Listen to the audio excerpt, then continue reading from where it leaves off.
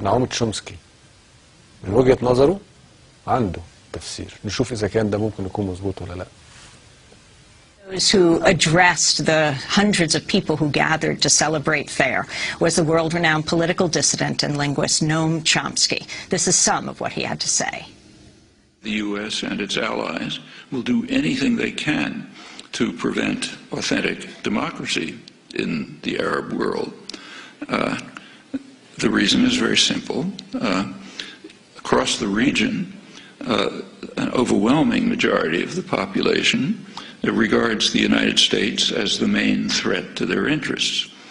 In fact, opposition to U.S. policy is so high that a considerable majority think the region would be more secure if Iran had nuclear weapons. In Egypt, the most important country, that's 80%. Similar figures elsewhere. There are some in the region who regard Iran as a threat, about 10%.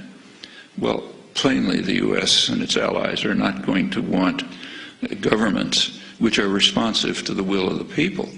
If that happens, not only will the U.S. not control the region, but it'll be thrown out. What about Egypt, most important country, but not a major center of oil production? Well, in Egypt and Tunisia and other countries of that category, there is a game plan which is employed routinely, so commonly it takes virtual genius not to perceive it. But when you have a favored dictator, for those of you who might think of going into the diplomatic service, you might as well learn it. When there's a favored dictator and he's getting into trouble, support him as long as possible, full support as long as possible.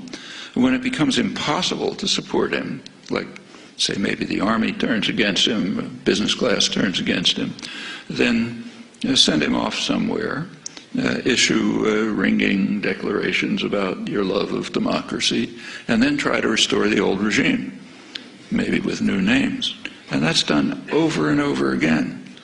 It doesn't always work, but it's always tried. Somoza, Nicaragua, Shah in Iran, Marcos in the Philippines, Duvalier in Haiti, Chun in South Korea, Mobutu in the Congo, Ceausescu was one of Western favorites in Romania, Suharto in Indonesia. It's completely routine, and that's exactly what's going on in Egypt.